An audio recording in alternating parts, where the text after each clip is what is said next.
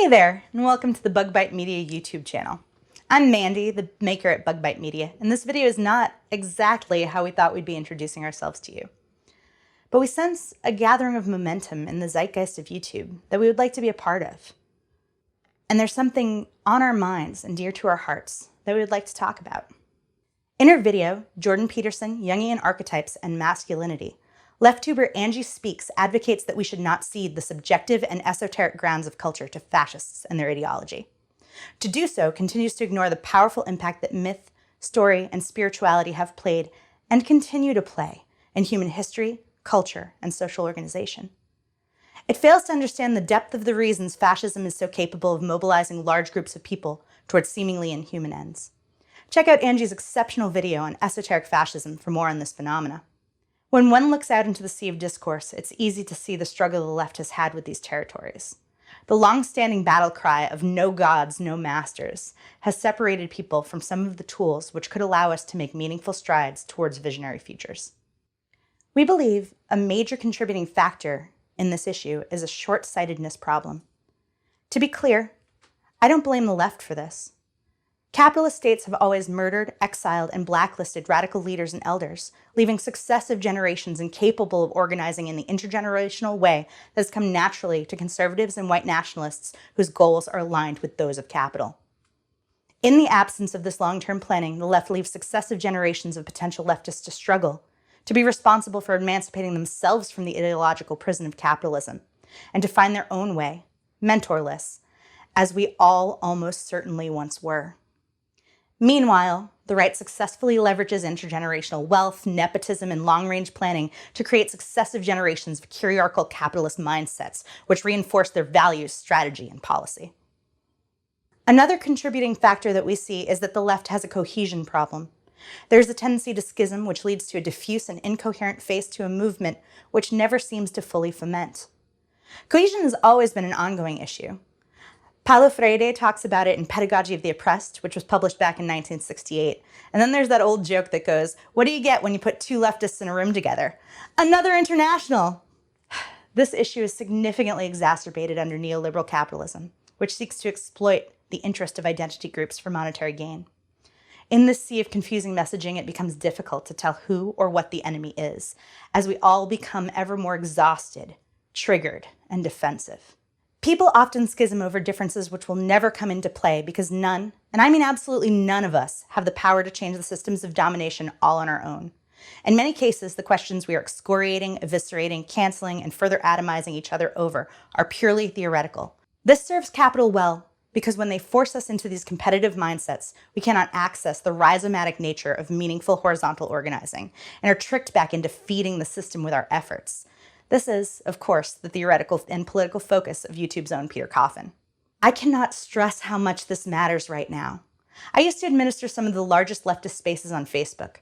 There's nothing to describe what it feels like as you build your community with people, but then these communities you're working so hard to maintain seethe and schism against each other as you realize that you've not found shared stories to work toward together. They schism when the so-called dirtbag left refuses to take identity issues seriously, even when we describe them as axes of material oppression.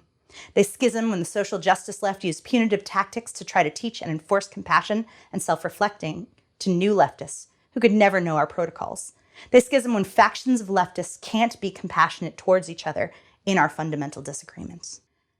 Then, your beloved friend whose radical softness was a constant source of inspiration kills herself. Then that ever-present comrade with the beautiful soul and beautiful politics kills herself. Then that guy who is always so fun and compassionate in that one group gets killed by a cop. Then Comrade Yushenka kid kills himself. And at some point you look up and the communities you love are eating themselves. And maybe you aren't as resilient as you thought you were. And after enough losses, enough schisms, you retreat from social media altogether to lick your wounds, recover your sense of self, and figure out what to do next. We are losing ourselves, failing to embrace, uplift, and inspire each other. Leftist youth in particular are precarious, isolated, often hopeless, and we need to do better by each other. Part of the issue is actually the left's greatest gift being turned inward against itself. The very gift I've been using so far in this video, our capacity to critique. The left knows exactly what our no's are, and I would argue that especially the anti-authoritarian left has a gift for knowing and expressing our no. We say no to capitalism. We say no to fascism. We say no to nationalists and white supremacists. We say no to centrisms like patriarchy and colonialism. We say no to ecocide. We say no to authoritarianism and the state. This is important work, because under neoliberal culture, we are constantly having things forced on us without our consent. I did not consent to this president, or any president, or to mandatory industrial schooling. I did not consent to these billboards which clutter the highways, or to the highways themselves. I did not consent to fracking or drilling or any other form of ecocide.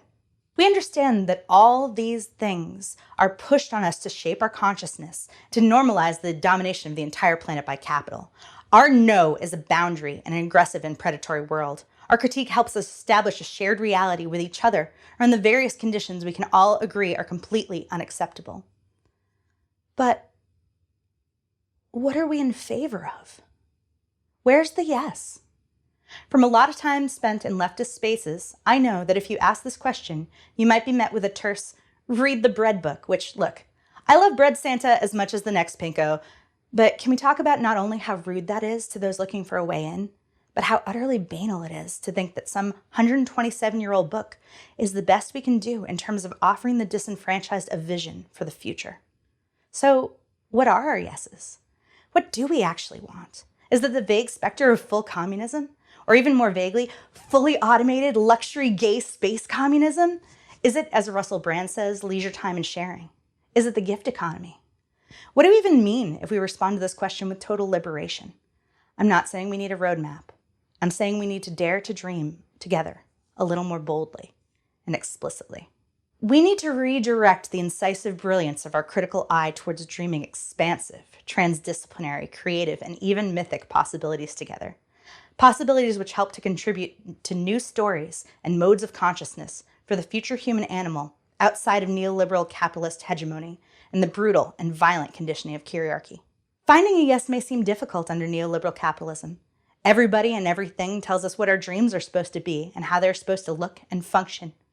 It makes it feel like dreaming itself is a frivolous waste of time when so many people and systems are in crisis.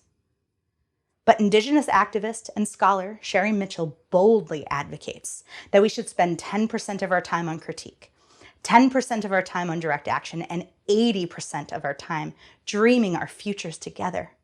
We need to find a yes which inspires not only the possibility of mass action, but catalyzes the transformation of heart, mind, and soul, which will stay with humanity for generations. One which is ready to weather the complex ins and outs of the wicked problems we are embedded inside of. As Oliver Thorne of Philosophy Tube said in his video on climate grief, once we realize it's all one problem, we have a lot more allies than we thought. These are people we can work with and inspire if we find the right stories together. The world is on fire, and the left is failing to communicate not only the reality of how dire things are in a way that people can connect to without triggering their identity defenses or causing them to fall into despair, but a meaningful dream of the future that people can work towards together. I want to see a weird and wild dream of thriving and liberation, one that becomes responsible to the outcomes of human action here on this planet, towards each other and toward the whole of the thing which makes us. A view which looks to the inheritance we received from our ancestors and the one we will leave for those who are yet to come, with an eye tuned towards unblocking what has been hoarded, so that power flows freely into the rhizomes of human organization. And we, as participatory animals, become capable of thriving with a living planet. This is a view that dethrones centrisms and aims for liberation of all the earth. It is important to understand that we are at war on multiple fronts. If the capitalists and individualists have their way, we have a bleak future to project ourselves and our descendants into. The earth-shifting biome might shake humans off like a dog with fleas, raining down plagues unleashed from ancient glaciers ending history in fire and famine and flood. And if there's a survivable biome for human habitation, it will be one of increasing bifurcation and exploitation.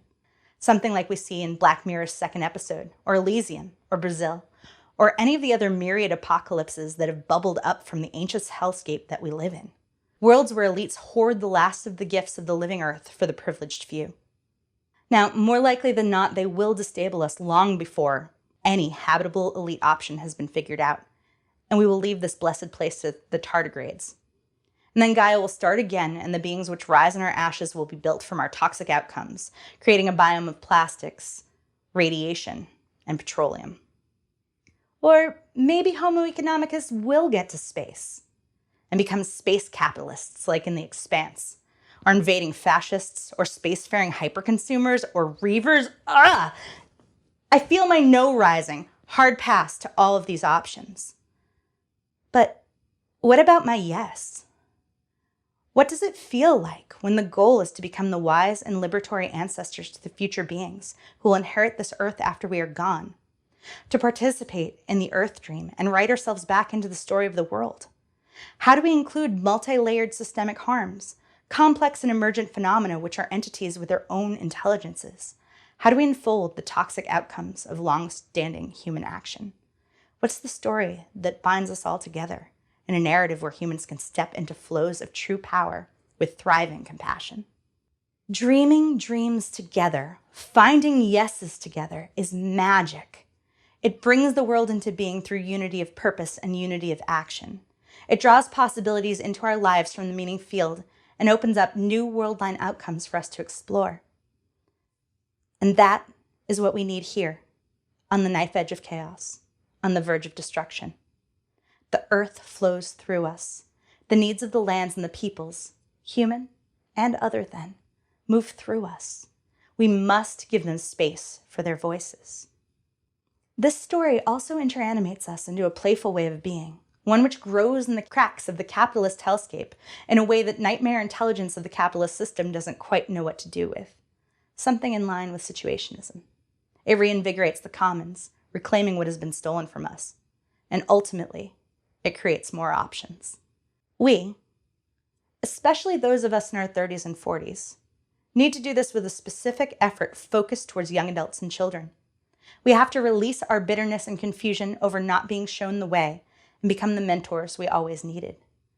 We need to become elders for a new age.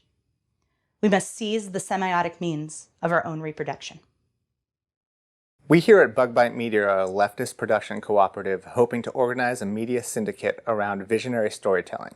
We are currently developing in-house stop-motion short films, original leftist children's programming, and commentary on media metaphysics through a lens of finding our yes. If any of this inspires you or makes you curious, we want to hear from you. Our work wants to stoke your inner fire, awaken shared potentials, and catalyze rhythms of transformation. If this sounds like your vision as well, please reach out to us here at contact.bugbitemedia@gmail.com. We look forward to dreaming with you.